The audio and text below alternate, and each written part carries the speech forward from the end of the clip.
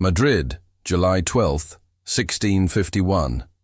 The royal physicians gathered around the newborn princess looked at each other with barely concealed horror. Margarita Teresa had arrived into the world after a brutal labor that nearly killed her mother, and what they saw made them understand why. The baby's skull was oddly shaped, slightly elongated and asymmetrical. Her jaw protruded in a way that made nursing nearly impossible. Within hours, wet nurses were struggling to feed her as milk dribbled from the corners of her malformed mouth. Her legs bent at strange angles, and her cry had a quality that made experienced midwives cross themselves. Dr. Juan de Cabrera, the chief royal physician, documented everything in his private notes, which he kept hidden from the king. The infant princess showed clear signs of what generations of Habsburg intermarriage had created. Her parents, King Philip IV and his second wife Mariana of Austria, were uncle and niece. Mariana's father had been Philip's brother. The family tree didn't branch. It circled back on itself, like a snake eating its tail. But here's what made the situation even more grotesque. This wasn't the first time. Philip and Mariana had already produced 3 children before Margarita. 2 had died in infancy, their bodies riddled with deformities so severe that court records simply listed them as weak constitution.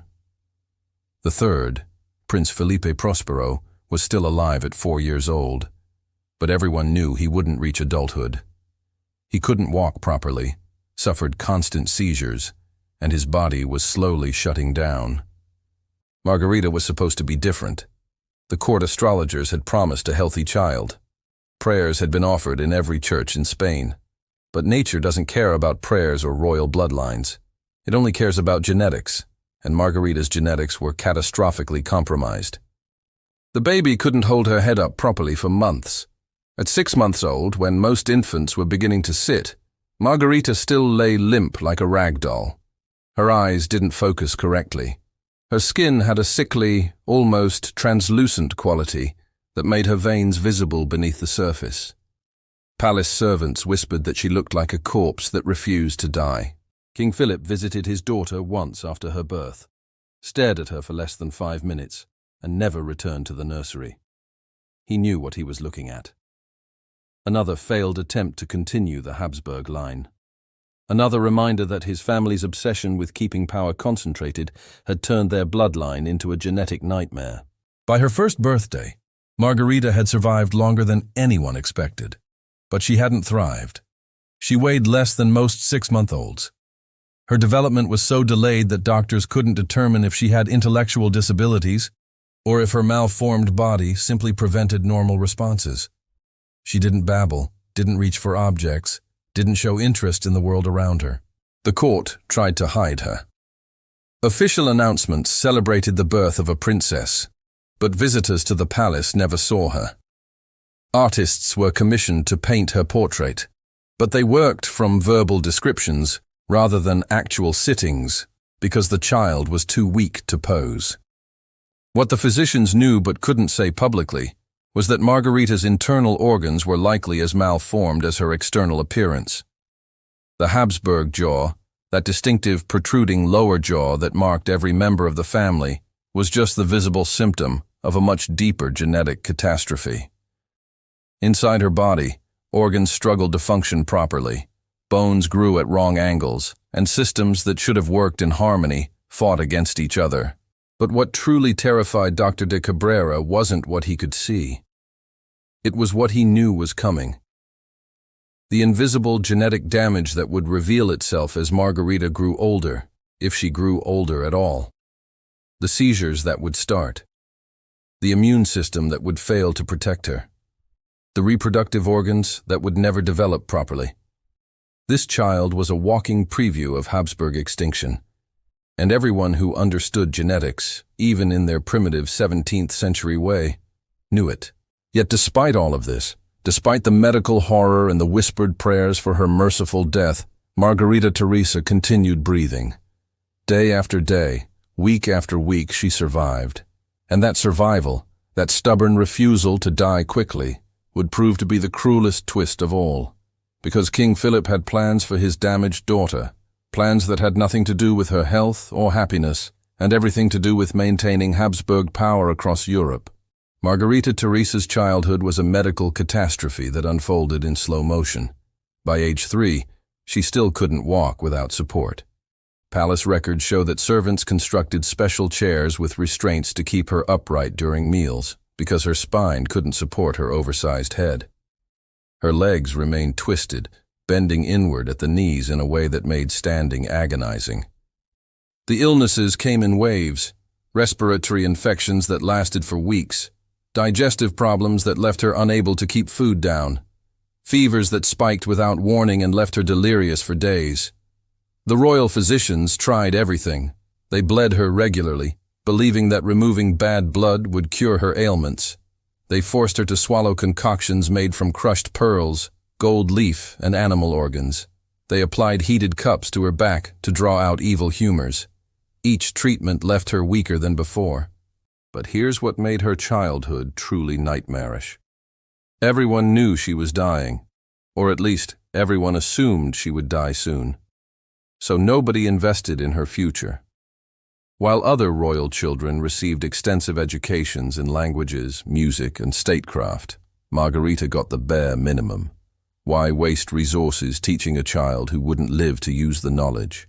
Her tutors were third-rate, her lessons sporadic, her intellectual development ignored. She spent most of her time alone in her chambers, attended by servants who treated her more like a medical curiosity than a human being. They discussed her condition openly in her presence, describing her symptoms and speculating about her lifespan as if she couldn't hear them. At 4 years old, she understood that everyone expected her to die. That knowledge shaped everything about who she became. The court painter Diego Velázquez was commissioned to create portraits of the royal family, including Margarita. What he produced was a masterpiece of deception. In Las Meninas and other paintings, Margarita appears as a beautiful, healthy child with rosy cheeks and a dignified bearing. Velázquez used every trick of light and perspective to hide her deformities. He painted her jaw from angles that minimized its protrusion. He positioned her body to conceal her twisted legs. He gave her a complexion she never actually possessed. These portraits were tools of propaganda, sent to other European courts to show that Spain still produced healthy royal children. The gap between the painted Margarita and the real child was so vast that foreign ambassadors who later met her in person reported feeling deceived and disgusted. One French diplomat wrote in a private letter that the real princess looked like something that belonged in a traveling freak show, not a royal palace. By age 5, Margarita had developed a personality shaped entirely by pain and isolation. She was sullen and withdrawn, speaking rarely and only in short sentences. She had no friends her own age. Other noble children were kept away from her, partly because their parents feared her illnesses might be contagious, partly because her appearance frightened them. The few children who did see her ran away crying or stared with open mouths until their nurses dragged them away. Her own family treated her as an unfortunate obligation. Her father visited perhaps twice a year, staying only long enough to confirm she was still alive. Her mother, Queen Mariana, showed slightly more interest, but mainly because she felt guilty. Mariana knew that her marriage to her uncle had created these damaged children. She knew that Margarita's suffering was the price of keeping Habsburg blood pure. That knowledge ate at her, but not enough to make her challenge the system that had created this nightmare. The servants who cared for Margarita developed a grim routine. Every morning, they would check to see if she had died during the night. When they found her still breathing, they would wash her, dress her in elaborate court gowns that hid her deformities, and prop her up in a chair where she would sit motionless for hours. She was displayed like a doll, when absolutely necessary, and hidden away the rest of the time. Medical records from this period paint a picture of a child whose body was actively failing. Her teeth grew in crooked and began rotting almost immediately. Her hair fell out in patches, requiring elaborate wigs to cover the bald spots. Her skin developed sores that wouldn't heal. She suffered from constant infections that modern doctors would recognize as signs of a compromised immune system, another gift from her incestuous ancestry. But what nobody told Margarita, what she couldn't possibly understand at her young age, was that her father had already decided her fate. Despite her obvious health problems, despite the fact that any reasonable person could see she would never survive to adulthood, King Philip was already negotiating her marriage, because in the Habsburg world, even a dying child had political value. Even a girl who could barely walk could be used to cement an alliance. Even a genetically catastrophic princess could be sold to the highest bidder if that bidder needed Habsburg connections badly enough. And there was one bidder who needed those connections very badly indeed. Leopold I, Holy Roman Emperor, Margarita's own uncle through the tangled Habsburg family web. He was looking for a wife to produce heirs, and he was willing to overlook certain physical defects if it meant strengthening the Habsburg grip on European power. The fact that Margarita was 9 years old, chronically ill, and showed all the signs of the genetic damage that was destroying the Habsburg line, didn't matter. She had the right bloodline, and in royal politics, bloodline was everything. So while Margarita sat in her chambers, struggling to breathe through another respiratory infection, unaware that her childhood was about to be sold to the highest bidder, the contracts were already being drawn up. The marriage negotiations began when Margarita Teresa was 9 years old, and barely able to stand without assistance. The diplomatic correspondence between Madrid and Vienna read like a livestock auction, with both sides carefully discussing the merchandise's defects while trying to extract maximum value from the transaction. Emperor Leopold I needed a wife. His first wife had died childless, and the Holy Roman Empire required heirs. More importantly, the Habsburg family needed to maintain their stranglehold on European power, which meant keeping marriages within the family. Leopold was Margarita's uncle, her mother's brother, which meant marrying her would concentrate Habsburg blood even further. The fact that this concentration had already produced multiple generations of increasingly damaged children didn't factor into anyone's calculations. The Spanish ambassadors were brutally honest in their private reports. They described Margarita as physically weak, prone to illness, and unlikely to survive the journey to Vienna, much less childbirth. One ambassador wrote that the princess had the constitution of a sick bird and the appearance of a child who had never seen sunlight. But publicly, they praised her beauty, her grace, and her perfect Habsburg lineage. Leopold's advisors weren't fooled. They had sources in the Spanish court who reported the truth about Margarita's condition. Debates raged in Vienna about whether accepting such an obviously defective bride was worth the political alliance. Some councillors argued that marrying a girl who might die before producing any children was a waste of the emperor's reproductive years. Others countered that even a sick Habsburg princess was better than a healthy commoner. And besides, if she died quickly, Leopold could always remarry. The discussions treated Margarita as if she were a broken piece of furniture that might still have some use. Documents debated whether her deformities would prevent conception, whether her weak constitution would survive a single pregnancy, and whether any children she managed to produce would be viable. Nobody asked whether subjecting a chronically ill child to the trauma of marriage and pregnancy might be cruel or even criminal. In the 17th century Habsburg world, princesses didn't have the luxury of personal welfare considerations. King Philip pushed hard for the marriage despite knowing his daughter's condition. Spain needed Austria's military support, and this marriage would cement that alliance. The fact that he was essentially sentencing his 9-year-old daughter to probable death didn't seem to trouble him. He had already lost multiple children to the genetic catastrophe he had created.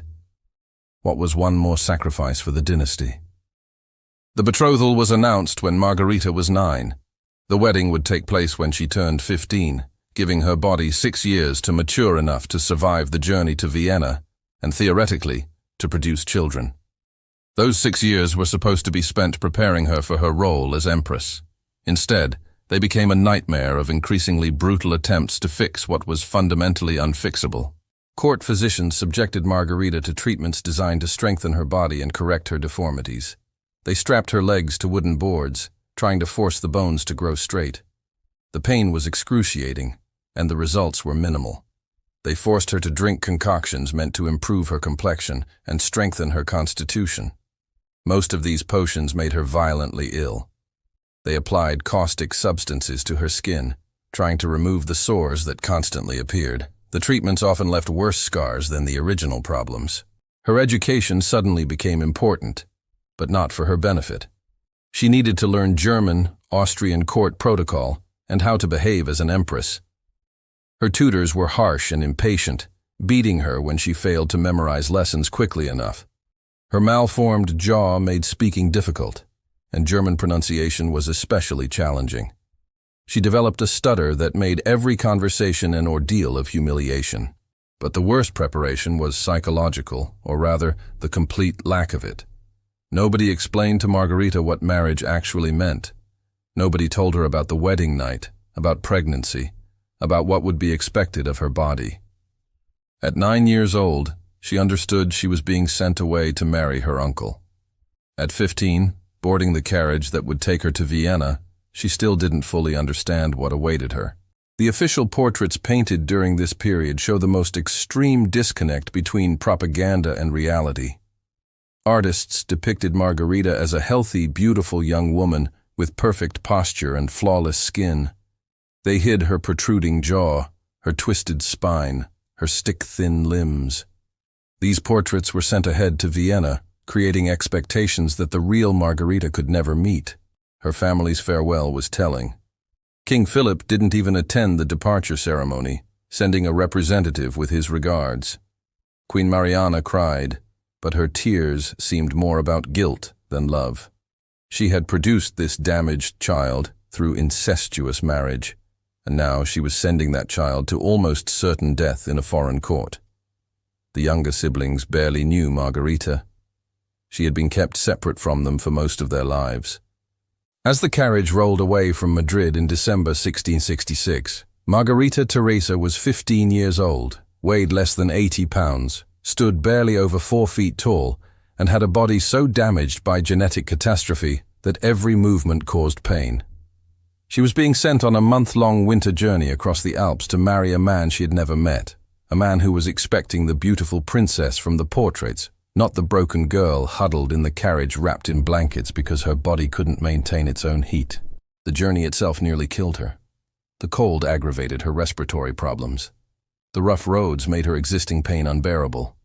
She developed a fever that raged for days. Her attendants seriously considered turning back, but the political consequences would have been catastrophic. So they pressed forward, dosing her with laudanum to keep her quiet, and hoping she would survive long enough to reach Vienna and complete the marriage. After that, if she died, well, at least the alliance would be secured. Margarita Teresa arrived in Vienna on December 5, 1666, more dead than alive. The month-long journey had left her skeletal, feverish, and barely conscious. Her attendants had to carry her from the carriage because she couldn't walk. This was not the entrance a future empress was supposed to make. The Austrian court's reaction was immediate and brutal. Courtiers who had seen the official portraits stared in shock at the reality. This wasn't the healthy, beautiful princess they had been promised. This was a sick child who looked like she belonged in a hospital, not a wedding ceremony. Whispers spread through the palace within hours. The Spanish had lied. They had sent damaged goods. Some advisors immediately urged Leopold to reject the marriage on grounds that the bride was clearly unfit. Leopold himself was horrified when he first saw his intended bride. He was 36 years old, a grown man with experience of adult women. Margarita was a 15-year-old girl who looked 12 and had the physical development of someone even younger. The Habsburg jaw that marked their shared bloodline was even more pronounced on her than on him, making her face look almost inhuman. Her body was so thin and twisted that even her elaborate traveling gown couldn't hide the deformity. But the political machinery was already in motion. Rejecting Margarita would insult Spain and potentially destroy the alliance that both empires desperately needed. The wedding had been announced across Europe. Gifts had been sent. Celebrations were planned. Backing out now would be a diplomatic catastrophe.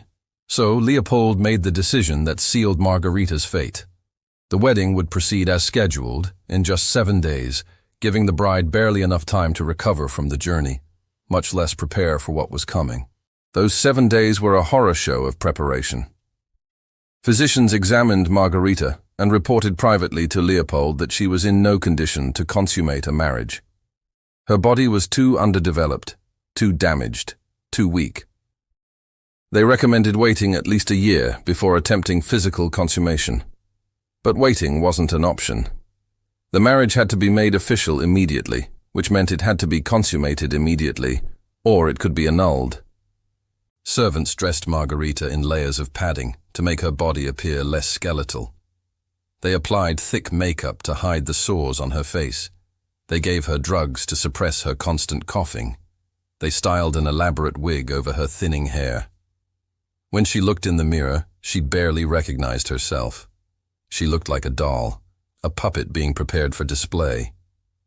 The wedding ceremony on December 12th was a spectacle that fooled nobody. Margarita could barely stand during the service. She had to be supported by attendants on both sides. Her vows were nearly inaudible, mumbled through her malformed jaw. Leopold stood beside her, looking like a man attending a funeral rather than his own wedding. The gathered nobility watched with a mixture of pity and disgust. But the ceremony was just the opening act. What came next was the bedding ritual, and it was here that the full horror of Margarita's situation became undeniable.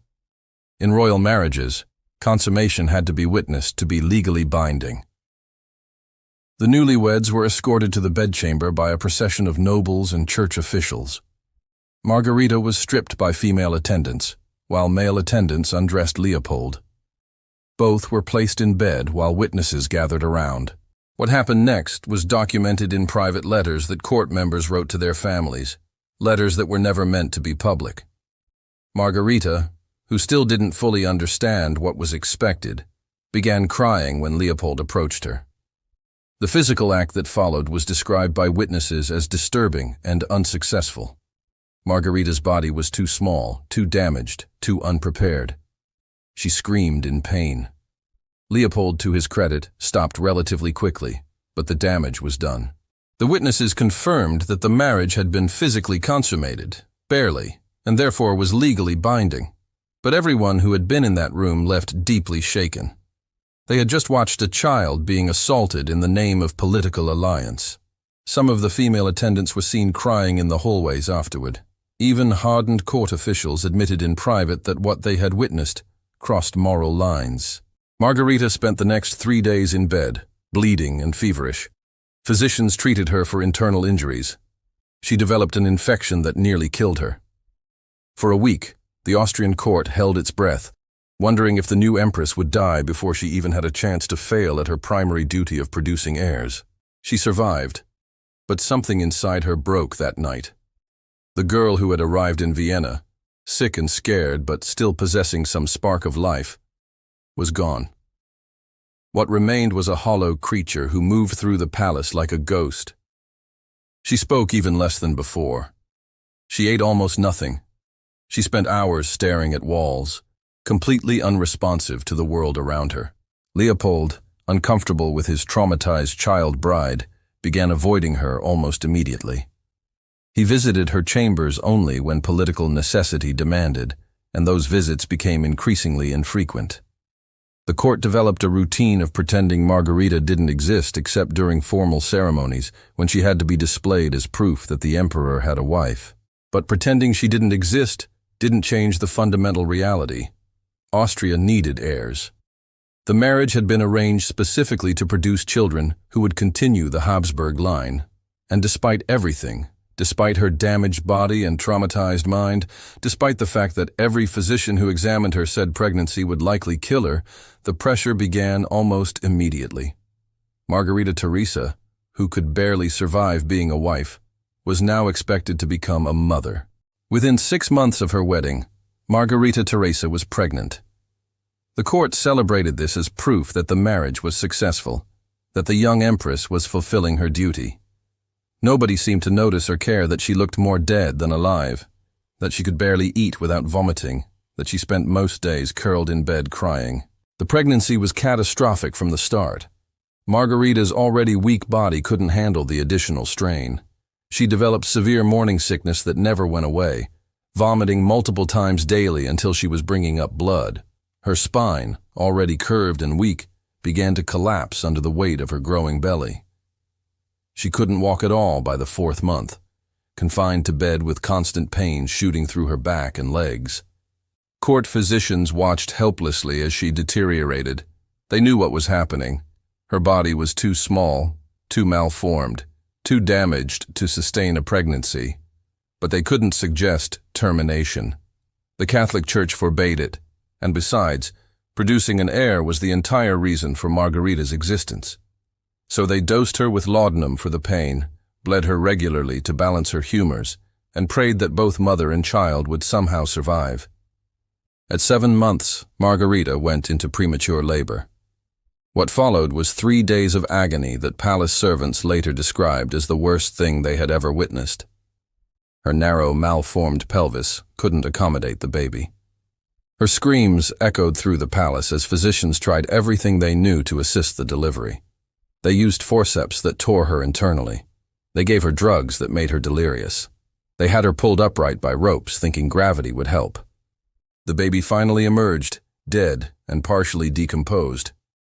It had died weeks earlier, rotting inside her while she carried it. The infection had spread through Margarita's body, causing the premature labor. Physicians had to manually remove pieces of placenta and infected tissue, while Margarita thrashed and shrieked. The blood loss was massive. For 2 weeks afterward, everyone expected her to die from sepsis. She didn't die. She survived somehow through sheer biological stubbornness. But the physical and psychological damage was immense. Her reproductive organs were torn and scarred. The infection left her with chronic pain that would never fully go away. And mentally, she retreated even further into herself, barely responding to anyone or anything. Leopold visited once during her recovery, stood at the foot of her bed for 5 minutes without speaking, and left. He had already started looking for mistresses. The court understood what this meant. Margarita had failed her first test, and her husband had no interest in trying again anytime soon. But the Habsburg machine didn't care about personal trauma or physical limitations. 6 months after the miscarriage, pressure began mounting for Margarita to get pregnant again.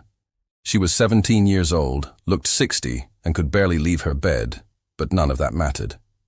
Austria needed heirs. The dynasty required continuation.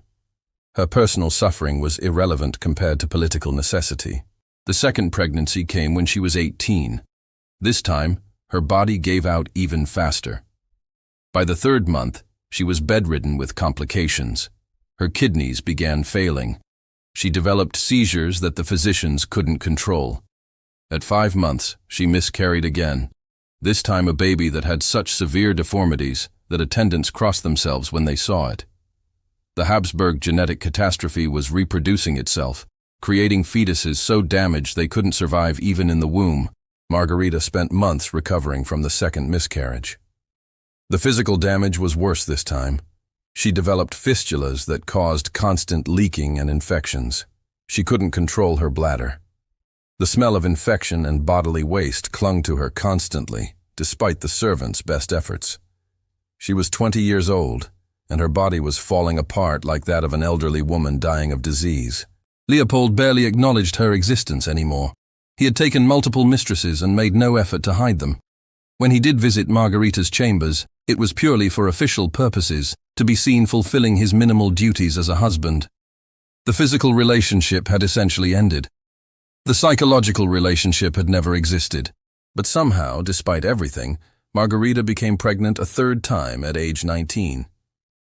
Medical records from this period are fragmentary, but what survives suggests this pregnancy was the result of a brief period when Leopold felt pressured by his advisors to try again for an heir. The conception itself was likely brutal, given Margarita's physical condition and Leopold's obvious reluctance.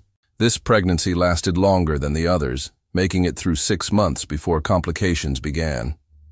Margarita developed preeclampsia, her face and body swelling grotesquely. She had violent seizures that required multiple servants to hold her down. Her vision began failing. She was dying slowly, and everyone knew it. But the pregnancy was allowed to continue because there was still a chance the baby might survive, even if the mother didn't. At 7 months, Margarita went into labor again. This time, the baby was born alive, but so premature and so deformed that it died within hours. Palace records describe an infant with the characteristic Habsburg jaw, so pronounced that its mouth couldn't close, with twisted limbs and with organs visible through translucent skin. The baby never opened its eyes, never cried, just struggled to breathe for 3 hours before dying in a nurse's arms. Margarita barely registered the baby's death. She was too sick, too damaged, too broken to process what had happened. Physicians worked frantically to stop her bleeding, to bring down her fever, to save her life. She survived again, but this time the recovery took even longer. Months passed before she could sit up without assistance. The seizures continued. Her kidneys had sustained permanent damage. Her reproductive system was so scarred and infected that physicians privately told Leopold that another pregnancy would certainly kill her. Leopold's response was to commission portraits of himself with his mistresses and start openly discussing remarriage plans. He couldn't divorce Margarita while she was alive, but he could prepare for her death, which everyone agreed was imminent. She was 20 years old and had the body of someone dying from advanced disease. Multiple failed pregnancies had destroyed what little health she'd possessed. She spent most of her time in a laudanum haze, barely conscious, certainly not aware of the court's plans for her replacement. But against all odds and medical predictions, Margarita Teresa kept breathing. Week after week, month after month, her damaged body refused to give up. And this stubborn survival, this biological refusal to die, meant that she would be subjected to one more pregnancy, one final attempt to extract some use from her failing body, before it completely gave out. The court physicians knew this fourth pregnancy would kill her. Leopold knew it. Even Margarita, in her rare moments of lucidity, probably knew it. But the Habsburg dynasty's need for heirs overrode all concerns about the human cost. The fourth and final pregnancy began in late 1672, when Margarita Teresa was 21 years old. How the conception occurred remains unclear. Given her physical condition and Leopold's obvious disinterest, it was likely the result of political pressure, forcing one last desperate attempt at producing an heir. Court records from this period describe Margarita as barely able to leave her bed, constantly medicated with laudanum and other opiates, her body covered in sores that wouldn't heal. When the pregnancy was confirmed, the reaction wasn't celebration, but resignation. Everyone knew what was coming. The court physicians documented their concerns in writing, probably to protect themselves from later blame. They stated clearly that the Empress's body could not sustain another pregnancy, that her previous miscarriages had left her reproductive system too damaged, that her overall health was too compromised. They predicted that both mother and child would die. They were overruled by political necessity. The pregnancy progressed like a slow-motion death sentence. Margarita couldn't eat solid food, surviving on thin broths that she often couldn't keep down. Her weight dropped to around 70 pounds despite the growing fetus. Her spine curved further, her body literally collapsing under the strain.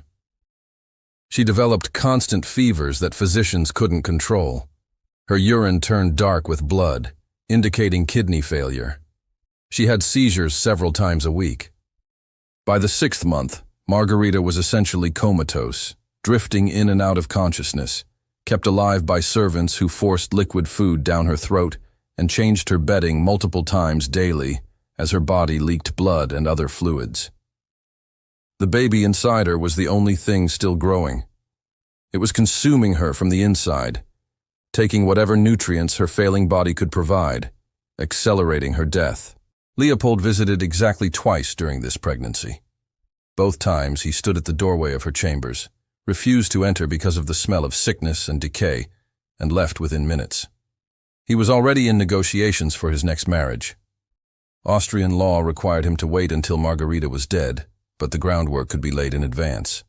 He had chosen his next wife, a healthy German princess, who would hopefully succeed where Margarita had failed. In February 1673, at 7 months pregnant, Margarita went into labor for the last time. What happened over the next 4 days was documented in horrifying detail by the physicians and attendants who were present. It stands as one of the most brutal accounts of childbirth in European medical history. The labor began with Margarita's water breaking, but instead of clear fluid, it was dark and foul-smelling, indicating that the baby had been dead for some time. The infection had already spread through her body. She had a raging fever, was mostly unconscious, and her body was trying desperately to expel the dead fetus. But her pelvis was too narrow, too malformed. The baby, even dead, was stuck. Physicians tried everything. They used forceps, causing massive internal tearing. They attempted to manually manipulate the baby into a better position. They gave Margarita drugs to strengthen contractions, which only increased her agony. For 4 days she drifted between consciousness and delirium, sometimes screaming in pain, sometimes lying silent with her eyes open but unseeing. On the 4th day, the physicians made the decision to save what was left of Margarita's dignity by attempting a more aggressive extraction. Using crude instruments, they dismembered the dead fetus inside her, removing it piece by piece. The procedure took hours. The amount of blood was staggering. Multiple attendants fainted during the process. When it was finally over, they had extracted a dead male infant, so deformed that witnesses later refused to describe it in detail. The Habsburg genetic catastrophe had created one final monster before ending. Margarita Teresa died 6 hours later, on March 12, 1673, at age 21. Her death was attributed officially to childbirth complications, but the reality was that she had been dying for years. The final pregnancy just completed the process. The autopsy, performed the next day by court physicians, revealed the full extent of the damage. Her reproductive organs were destroyed, riddled with scar tissue and infected tissue. Her uterus was torn in multiple places. Her bladder had developed fistulas connecting to her vagina. Her kidneys were shriveled and barely functional. Her spine showed multiple compression fractures. Her heart was enlarged, overworked from years of struggling to keep her damaged body alive. But the most telling findings were in her bones. Analysis showed that Margarita had suffered from severe malnutrition throughout her life. Her skeleton displayed markers of childhood illness and stress. Her teeth, even at 21, were mostly rotten or missing. Her body told the story of a child who had never been healthy, who had been born damaged and had only gotten worse through a combination of genetic catastrophe and the physical demands placed on her. The most grotesque detail came from the physicians' notes about her reproductive system. They documented that Margarita's pelvis was so malformed that successful childbirth would have been anatomically impossible even if she had been healthy. Her bones were shaped wrong. The birth canal was too narrow. No baby could have passed through naturally. Every pregnancy had been doomed from the start. She had endured years of agony, multiple miscarriages, and ultimately a fatal labor for absolutely nothing. Her body could not have produced a living child under any circumstances. Leopold received news of her death while entertaining guests. He expressed brief regret, observed the minimum period of mourning required by protocol, and married his chosen replacement within 6 months. Margarita Teresa was buried quickly and quietly, with minimal ceremony. No grand tomb, no elaborate memorial. She was an embarrassment, a reminder of Habsburg genetic failure, and the family wanted her forgotten as quickly as possible. The cruel irony of Margarita Teresa's life is almost too perfect. She was born condemned by the very bloodline that gave her royal status. The Habsburg obsession with keeping power concentrated through incestuous marriages had created her damaged body. Then that same family used her damaged body as a tool for political alliance, forcing her into marriage and repeated pregnancies that they knew would kill her. She was both victim and instrument of the system that destroyed her. Her death accomplished nothing. The Habsburg line in Spain would end within a generation, extinct through the same genetic catastrophe that had killed Margarita. The Austrian Habsburgs would continue a bit longer, but would eventually also fall victim to their accumulated genetic damage. All the suffering, all the forced marriages, all the damaged children had been for nothing. The dynasty's obsession with blood purity didn't preserve their power. It destroyed them from within. Margarita Teresa lived 21 years, was married for 6, and endured 4 pregnancies. She never experienced health, happiness, or love. She was a prisoner of her bloodline from birth to death, sacrificed to a political system that valued dynasty over human life. Her story isn't just tragic, it's a monument to the cruelty that humans inflict on each other when power and tradition are valued more than compassion or basic decency.